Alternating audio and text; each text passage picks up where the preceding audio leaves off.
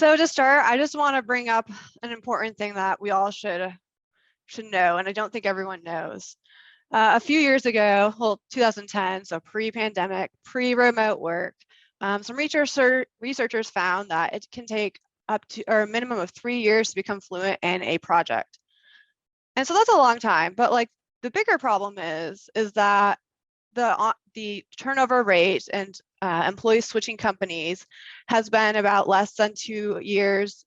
Most companies are below 2 years, between 1 and 2. And again, pre-pandemic, this great resignation period of time we are in.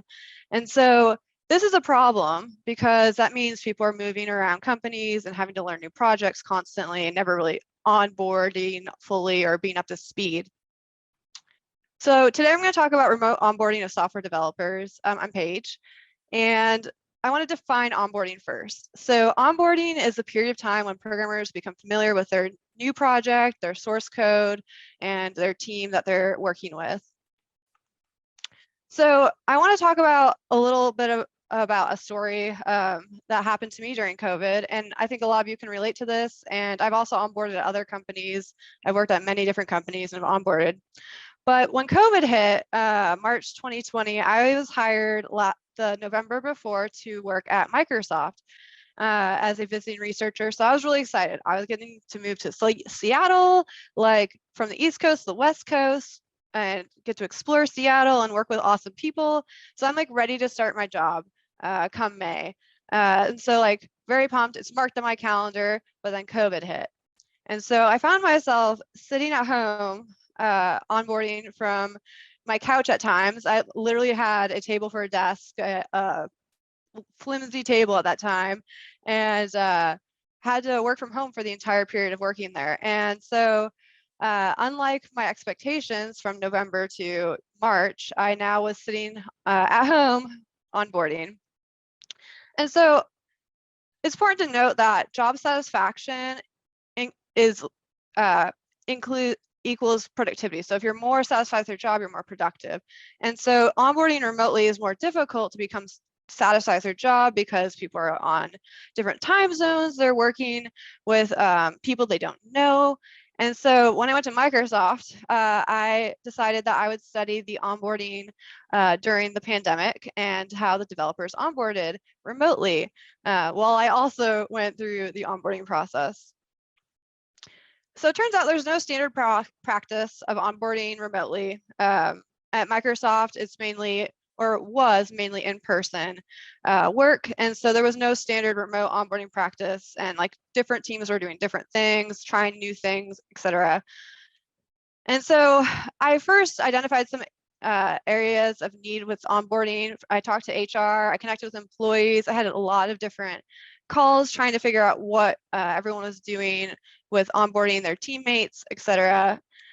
And I then developed a survey trying to study the remote onboarding experience of Microsoft software developers that onboarded between the beginning of the pandemic through July 2020, and asked a bunch of questions about the challenges and what teams are doing, and interactions with the teams and connectedness, social connectedness. I'm not going to go too into detail on these because I want to talk about what we take away from this work, but we did send over 1,000 emails out. We had 267 responses collected, and all of these were employees at Microsoft in North America, just due to the different timelines of COVID happening. And all of the people who were surveyed were people who were onboarding from home or had onboarded from home at the time. But from all of this, there's some papers about it. But the most important thing really is just the simple rules from remote onboarding. And the rules for remote onboarding are so important because you do want to have that job satisfaction early on so that the team member is productive, so they're not jumping ship to company, because we're seeing that every day. My Twitter is full of people going back and forth to different companies right now. And so we have 7 simple remote onboarding rules that we know empirically work. And so These are the 7. I'm going to talk about them more in detail in a second, but I do want to note that onboarding is the entire team's responsibility. It's not the manager's responsibility, and it's definitely not the new hire's responsibility. It's everyone. So these rules go for everyone on the team. So what you should do, the first thing is your camera should be on during all meetings. It should be the default culture. Managers should encourage us by having their cameras on. Of course, there can be some rules like, if you're eating or something's going on, you don't have to have it on, but having cameras on helps people match a face to a name, to a person talking, and builds social connectedness between team members. Also, you should promote proactive communication, and this comes from the manager, but also from the entire team.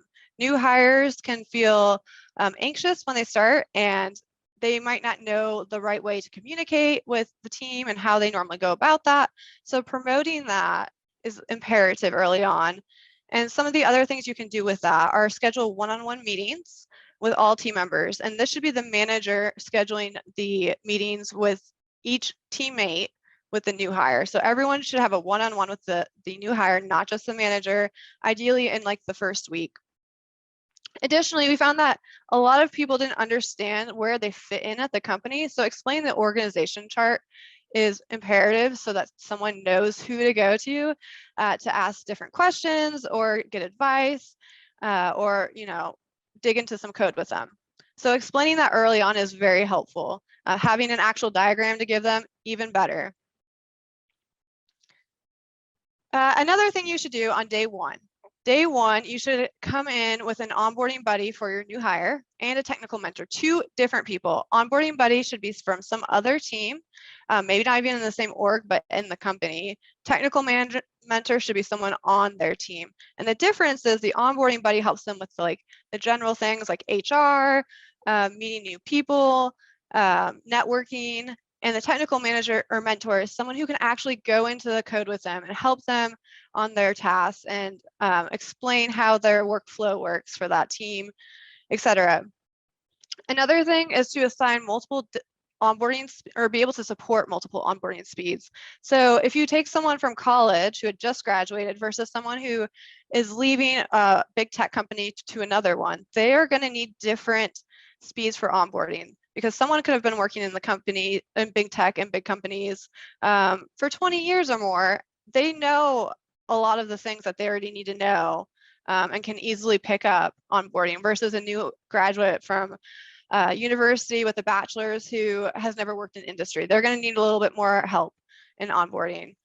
And then finally, assigning a simple first task so that the new hire can quickly learn the workflow, can make a pull request very quick, and feel productive, and also be able to sit into meetings with the team and understand what is going on because they've already been in that code. Their hands are dirty in the code. They, hopefully have been able to complete this task in the first week or 2. So my question for you all is, do you have a checklist containing these rules? Because I really hope you do. And if not, I hope your recruiters are excellent, because you're going to need them in the near future and you'll be relying on them to help you recruit during this great resignation. So I hope you have this checklist. And if you have any questions or want to chat more about onboarding or remote onboarding, feel free to contact me at my email. And this is just some of the work that's been published based on this. We have some work on remote onboarding and allyship and remote onboarding of new hires. It's all public. And I'd love to talk more about it. Thank you very much.